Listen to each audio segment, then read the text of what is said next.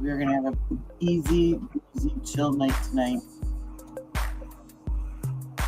Take a break from the Nancy Guthrie case and listen to episode 2 of this SK Confessions. Let me get everything set. And I'll get it in.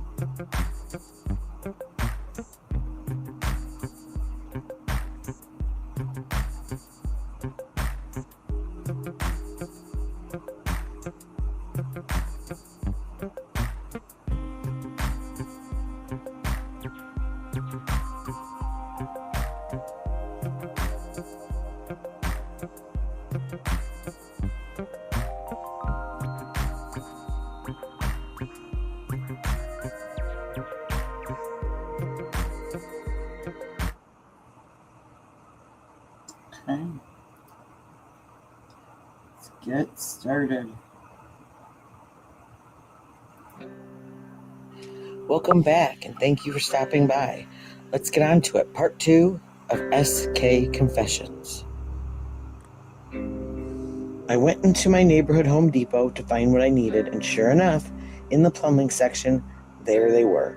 2 galvanized steel pipes. I thought it might do to pick up some hockey tape while I was there in order to create a better grip on one side. I rounded the aisle just in time to see a daddy-daughter team shopping for plumbing accessories, no doubt for their original intended use. The little girl couldn't have been any older than 5 and had found the stick portion of a toilet plunger without its companion on the end. She wielded it like a sword and held a defensive pose, quite expertly, I might add. Ordinarily, I'm somewhat irritated by children, but when they do something stunningly mature for their age or endearing to my heart, I can't help but smile. And smile I did at this feisty little sweetheart, who I hoped would be Zoe in 4 years. The girl grinned sheepishly back at me. Her smile revealed her thoughts. She was smiling with a face that said, "I'm a little embarrassed that you caught me, but you seem to think it's cool, so I'll return the devilish grin you're giving me." I think the young lady and I shared a moment just then. I strolled into the parking lot and got back into the comfy, me-shaped indent in the front seat of my maroon sedan. I wrapped the pipe ends in hockey tape for optimal gripping. Satisfied with this, I went home to relax and set up my next victim. The cool thing about a 7-month-old is that you can openly tell them anything and they can't rat you out. I needed that from my daughter, since anyone else I could spill to would be dialing 911 before I finished. I knew only I had a limited amount of time before Zoe's comprehension got to the level where that wouldn't fly, so I got in as much talk time as possible with her early development, when the words were just soothing sounds to get her used to the English language. I'm a huge fan of the Showtime series Dexter, as you may have guessed if you're at all familiar with the show. Dexter enjoys the sweet, dark alone time of his own apartment since his TV girlfriend Rita and her 2 kids, Aster and Cody, are not as tangled into his life as my family is with mine. I had to do it with the sweet, dark alone time of my basement computer office.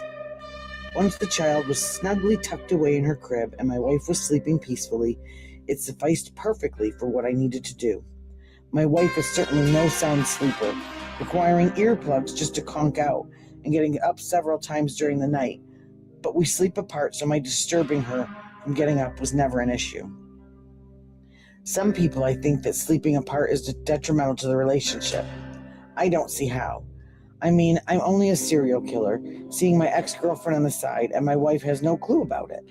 But neither of those things has to do with the sleeping arrangements in our household. I sleep in the basement because I often stay up later than my wife, and when we do sleep together, there's never enough room in a queen bed for 2. Eventually, the kicking and blanket hogging has us reevaluate the importance of sharing a mattress. I fired up my IP address blocker and launched 2 windows for my dual purpose, keeping to my rules of never using the same account twice for anything. I opened a brand new email account.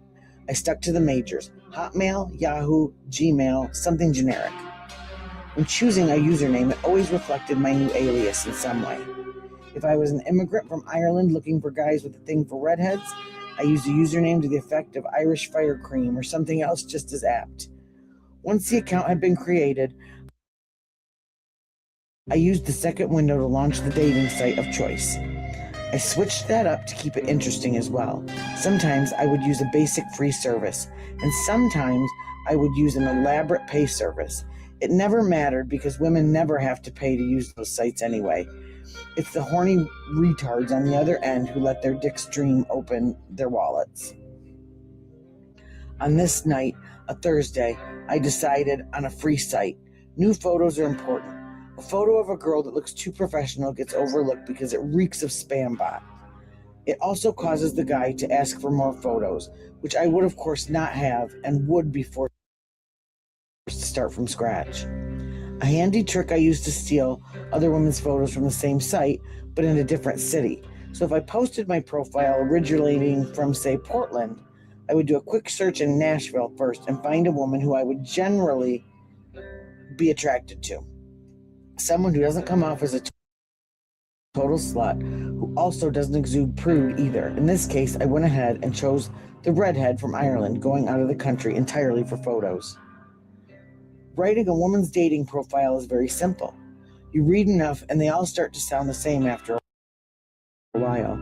I wrote delicately, sweetly, as a woman would write. I listed a few of the things my new persona was not interested in and made a few kind comments at the end and an invitation to message me. This profile was listed looking for dating, which is much more manageable than intimate encounter. When looking for dating, I only had to sift through less than 30 emails throughout the day. But when putting intimate encounter, it's more like 30 messages per hour, sometimes more. That can be good or bad depending on what you're looking for. I was looking for someone to match my needs for a new victim. I wanted a man who was financially stable, lived alone, didn't answer to too many people, and might have some time off coming up. I got exactly what I was looking for.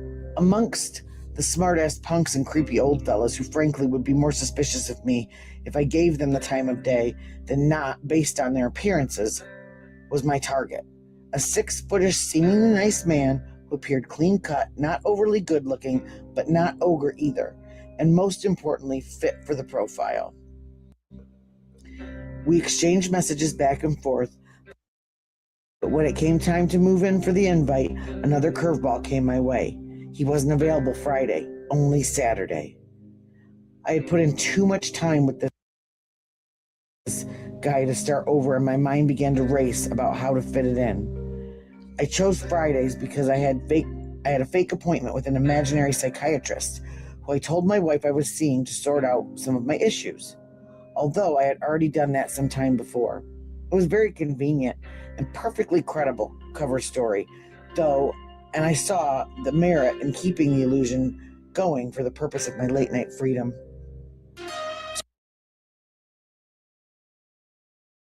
So every Friday I would leave this house and prep for a kill, while my wife was convinced my shrink was working his magic. I even added the special performance of seeming lighter and more relaxed when I walked back into the house.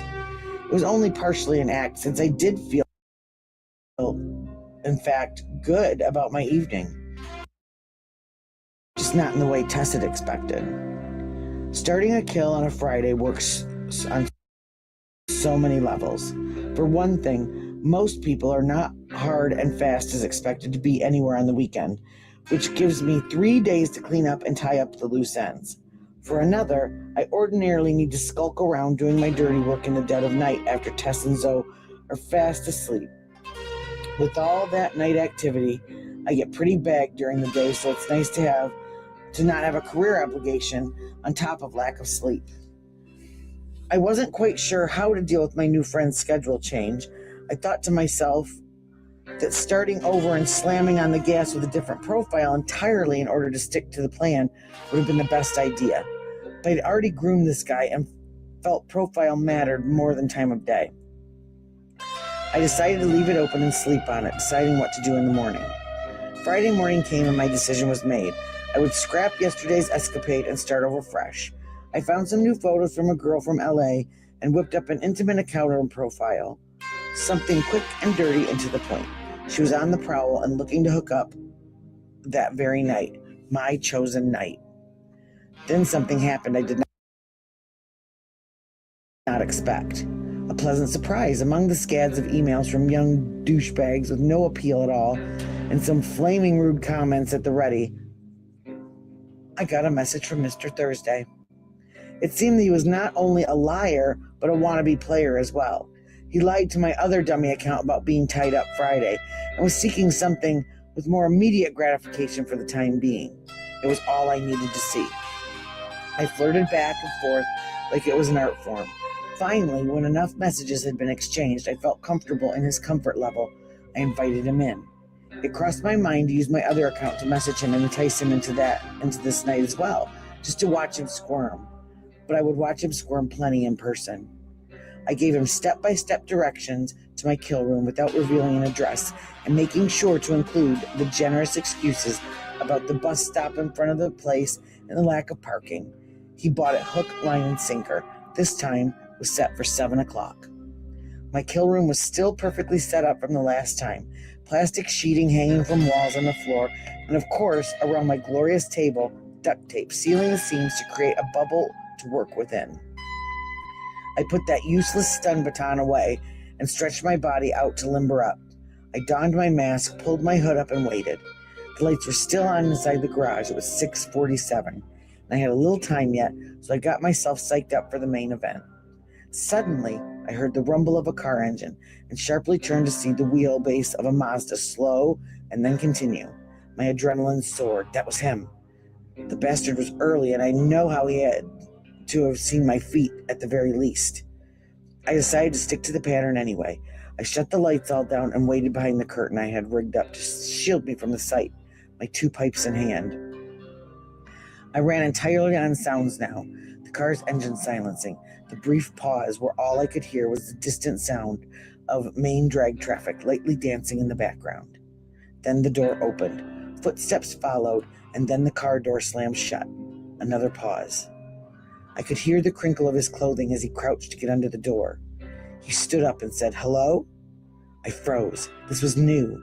I never heard anyone call out hello to a black, empty room before. He assumed I was still there, and he was right. After all, I had told him under my alias there would be a guy using the garage for the weekend as a workshop. I quickly took the mask off, setting it on the weaker secondary table I used for my laptop. Without any other plan, I began acting again. "Hello?" I called back in a cheerful tone. I moved to the light switches and illuminated the room. "I'm Harry," I said pointedly, not sure what else to say exactly. "I'm a local filmmaker, preparing a set that's supposed to look like a serial killer's little area here. You might have heard of my stuff. I'm the guy that put together the comedy feature in our local film festival." "I haven't heard of that," replied the man who I will refer to from now on as Jim. I went into super friendly mode, showed him my prop gun and how it wasn't real. I quickly mentioned that his date was running a little late and would be back in about 20 minutes. He said he would come back.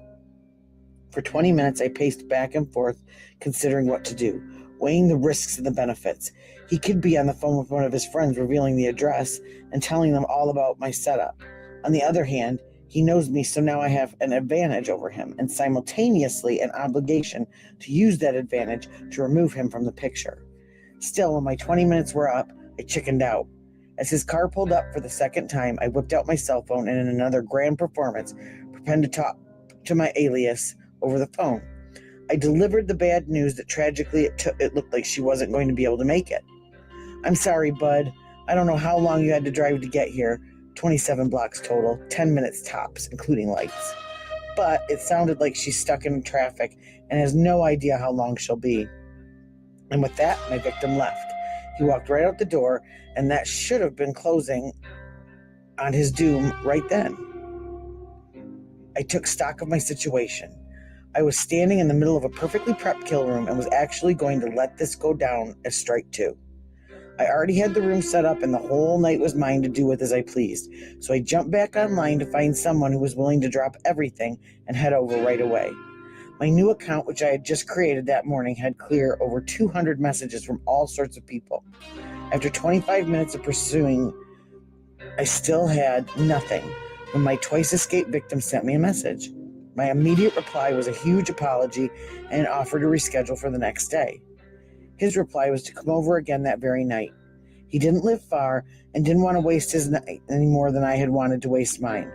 I stared at the laptop screen, unmoving, for half an hour, deciding, humming and hawing over the details. Finally, I went for it. I typed a message back with a quick apology for the delay and an invitation to come back. I meant business. Crouched, poised, I had a whole new plan. No mask needed this time, just pretending to be poking around at the back of the set, and then wham! I would slam him unconscious and his survival would be a bonus, but not necessary. He played into it perfectly. He reappeared through the garage door, and I soon followed. I guess I'm just a glutton for punishment, he shrugged. You have no idea. The room filled with the echo of the pipe crashing into the back of his skull, and as I could feel my predator self take over. That one single motion was the end-all be-all. I had committed now, and there was no going back. The jig was up, and it was kill or get arrested for aggravated assault with a deadly weapon, maybe even attempted murder. I won't go to jail for an almost. But the son of a bitch didn't drop like the sack of potatoes I was expecting. Are you serious? I asked myself. I continued thwacking Jim over the head repeatedly, but it only seemed to fuel his adrenaline too. He began screaming at the top of his lungs, "Police! Police! Police!" And I just shat my pants. My fury doubled and I blasted him so hard blood spattered everywhere, but primarily on me. He hit the floor but was still unconscious. Just like they all do, he offered money immediately. I always find this a little degrading for both my victim and myself. Like I couldn't just kill them and take it anyway. No, please, Mr. Victim, give me some petty cash from your wallet and run along to the cops, only to lead them back here. Ridiculous. I paused for a moment. You promise? I said. Yes. Just please stop hitting me. Oh, my skull, was his reply. And then in an instant, he had to think about it. I wailed on him again. Despite receiving several mortar blows to the head, the shock and adrenaline of the situation gave him the fire to fight back a little. I've had enough of this, he said, as he feebly, dizzily tried to grab the pipe away from me. My anger resurged. I wrestled it from him, and that was the last straw for me. I pulled my hunting knife from its sheath, and watching the shock on his face, he saw the blade. I thrust it into his gut. His reaction was pure Hollywood. The lurch forward with the grunt was dead-on TV movie of the week. I didn't even notice the garage door was still part open. Wasn't I supposed to close that? Will I ever learn? No one came, no one rustled, not even from across the alley. My little notices that I sent out to the neighbors about shooting thrillers here did their job, and no one paid attention, assuming it was a scene or something. Oh, it was a scene, all right. Jim moaned and groaned. I plunged the knife deep into his neck. Days after the event, I would reflect on this and wish I had tricked him by offering to call an ambulance if he just gave me his debit PIN code before I sliced open his jugular. Maybe I'll save that for next time, since they never seem to just fall the fuck asleep like they're supposed to. I let him bleed out right there on the floor, away from the plastic sheeting, specifically put up to avoid that sort of thing. But hey, I had bigger problems. I had no real idea if a jogger, a dog walker, an unconvinced neighbor, or some other random individual had actually called the cops, just as a precaution.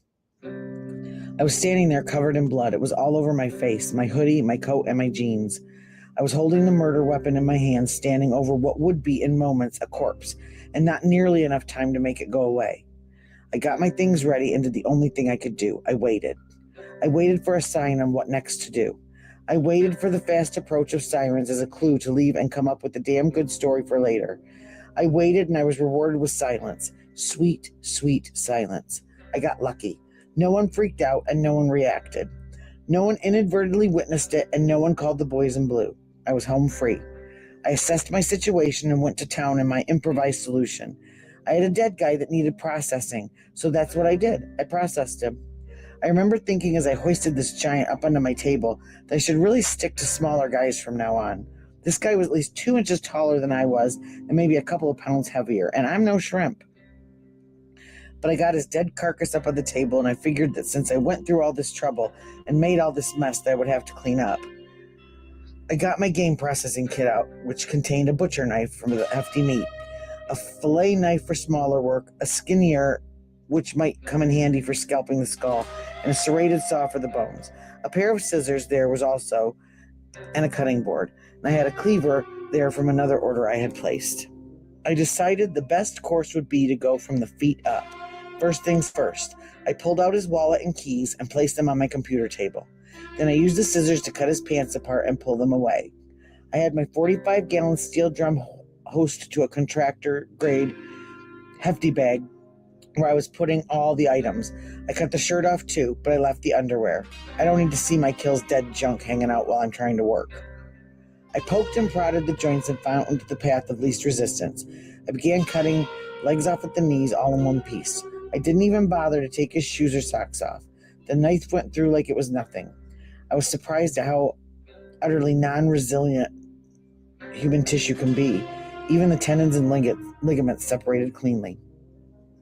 There was almost no blood, not surprisingly since the grand majority of it was pooled on the floor, thankfully soaked up primarily by Jim's jacket, which had come off in the struggle. I put the leg in the trash and moved to the thigh, which was essentially the same routine, only thicker. I noticed that it wasn't nearly as horrendous as the media made it look on TV or in movies. Dismembering a human body was a relatively unexciting event, but I had my ways of making it more fun. I sang to myself as I worked, talked to myself, reflected on the new tools I would get to make the next one easier. I took the arms off at the elbow joint and used the scissors to cut fingertips for added confusion in identifying the body. The man was very common with no special internal additions to speak of. The head was also a simple matter, and going through the vertebrae in the back of the neck didn't take much at all.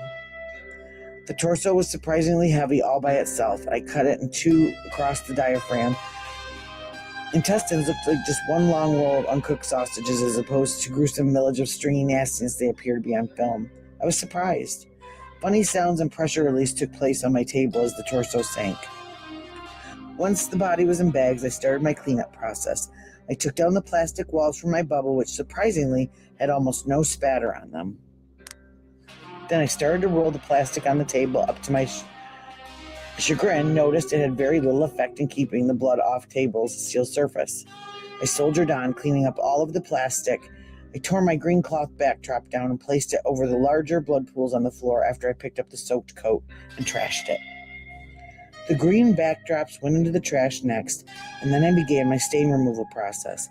I had 2 bottles of pure ammonia that I dabbed onto paper towels to wipe away any small stains. The spatter was everywhere.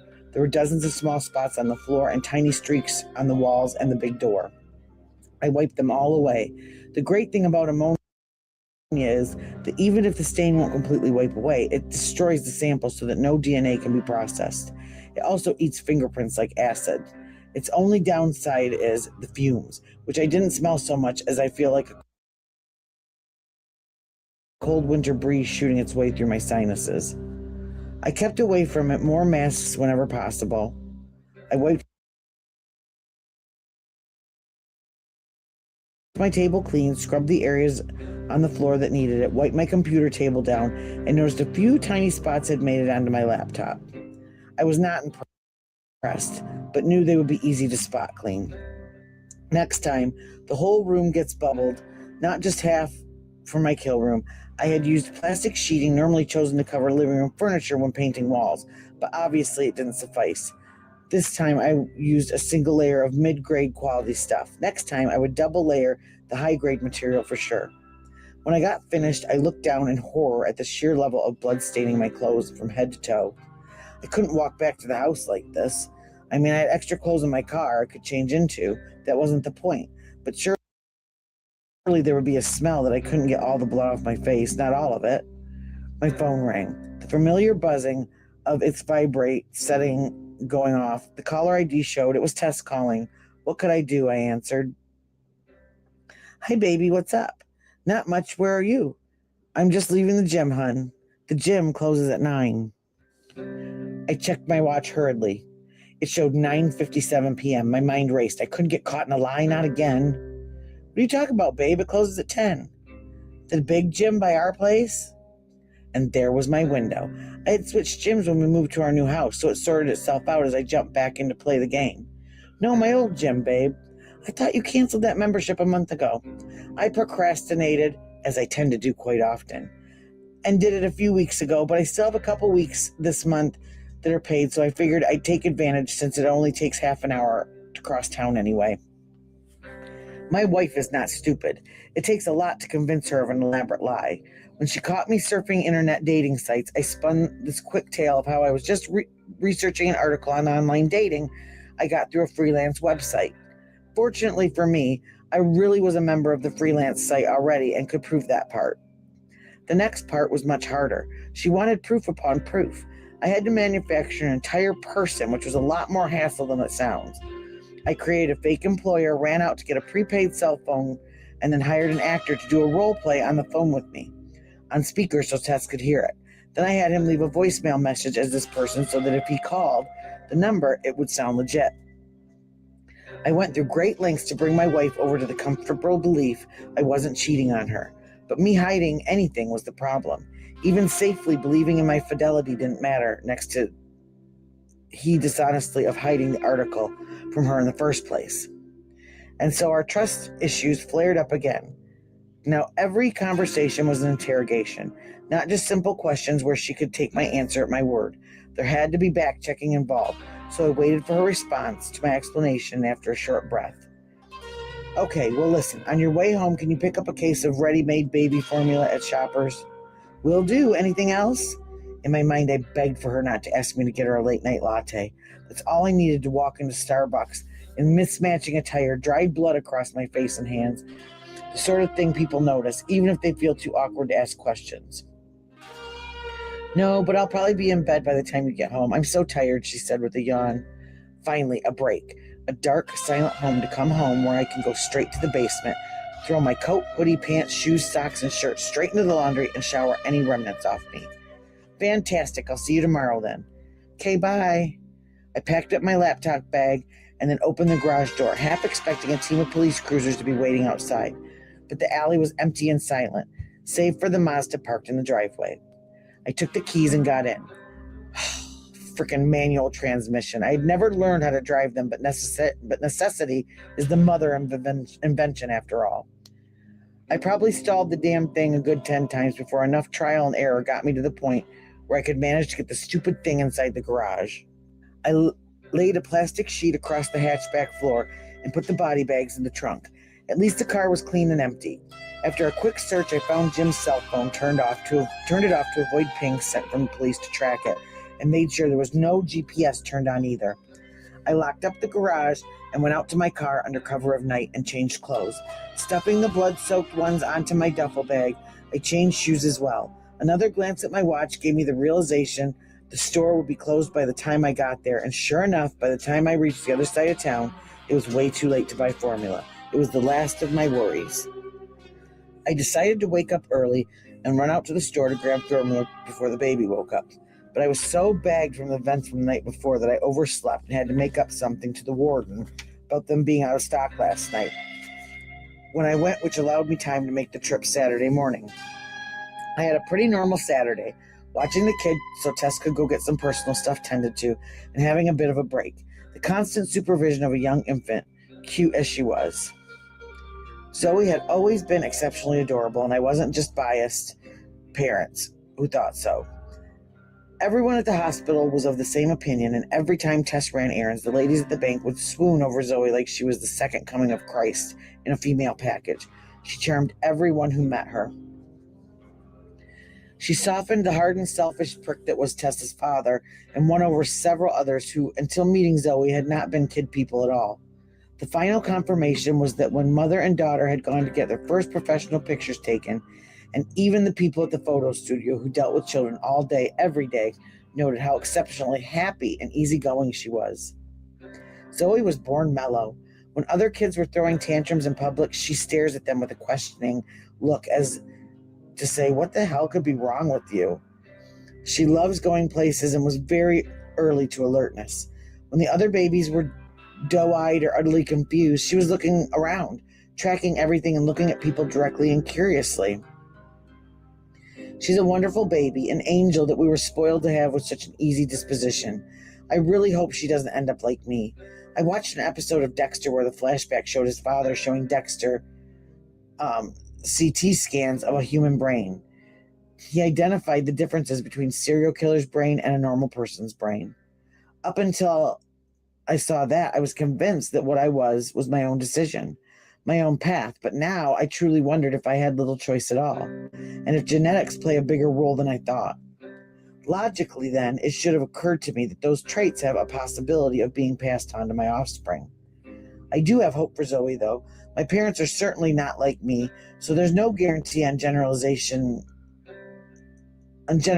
transition, and she is also half Tess, and I've never seen such empathy, moral code, or ethical sturdiness as I have in her. Quite the odd couple, Tess and I. On a couple of occasions we even discussed my apparent total lack of empathy. It troubled her greatly. She asked me a long series of probing and somewhat leading questions to see if I would give her the answer she desired, but I never did. When you see news stories of people going through tremendous grief or strife, do you feel bad for them? No. Do you ever think about what it would be like if you were that family in that situation? It's never crossed my mind, was my answer, and it continued like this until Tess was satisfied. Her husband couldn't feel much of anything at all, I imagine.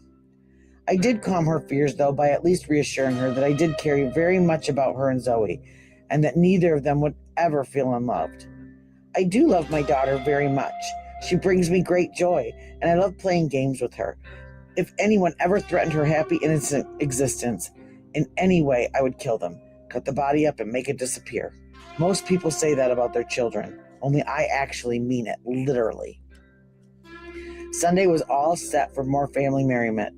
Much like the Saturday before, I began to get itchy, though, and wanted to move on to the next part of my overall plan for Jim. I woke up at the crack of dawn, 5 a.m., and left the house. Neither of the ladies would be up for another 3 hours, and I had a person to erase. I drove across town to the south side, not for the kill room this time, but for the home of my victim. I found his place without pause, parked in front of the building, careful to examine the surroundings and make sure that there was no video surveillance. It was still early morning, and comings and goings were common in that area. I wore my hoodie to cover my head and face, and my gloves to leave prints out of the situation entirely. My shoes had just come out of the dryer and were spotless. They would leave no imprints anywhere inside that apartment. I used his keys to enter the building, cautiously watching for video surveillance, and strolled down the hallway until I found the door I needed. I paused for a moment. Better not to take chances. I knocked first, just in case, for whatever reason, there was someone inside. There wasn't, and slowly I entered the place, closing and locking the door behind me. A simple one-bedroom apartment, somewhat clean, save for a few dishes left out. It represented a single man perfectly. Motorcycle gear, a big screen TV, a computer desk, a nice barbecue, and some online gaming machinery. I found cash on the dresser, which quickly found its way into my wallet, and I searched dressers, drawers, and shelves for anything else of interest, putting everything back as it was. Then I sat down at the computer desk.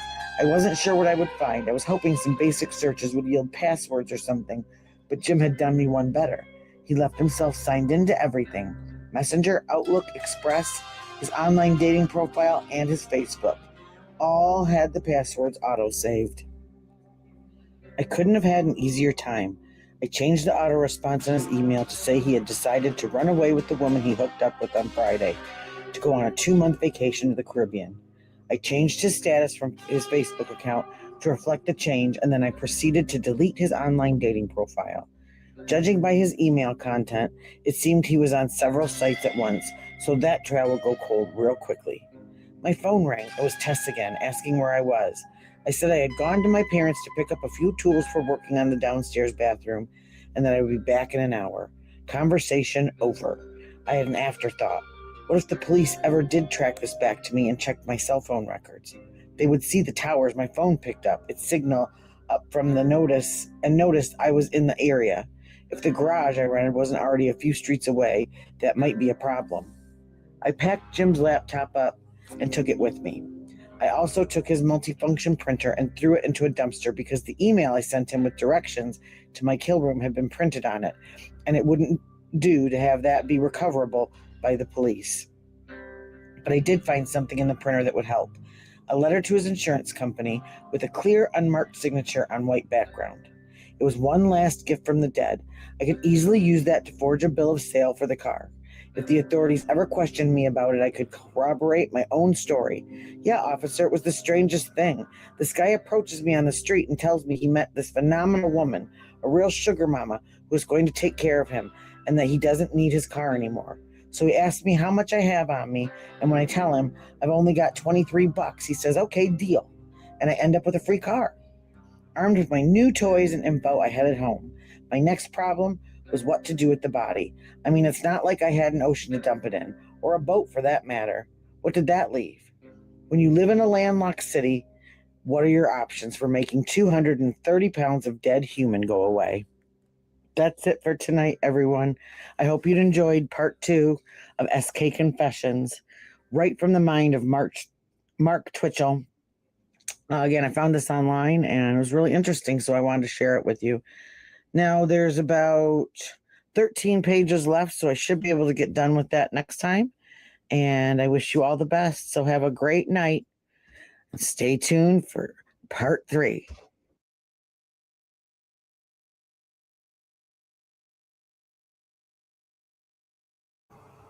Okay, so that was part 2 of the diary of Mark Twitchel, who was a failed serial killer. And his defense was that this was all an accident, that he was trying to do like a PR stunt for a new movie that he had decided to come out, and that this was a manuscript. It was just a script for the movie.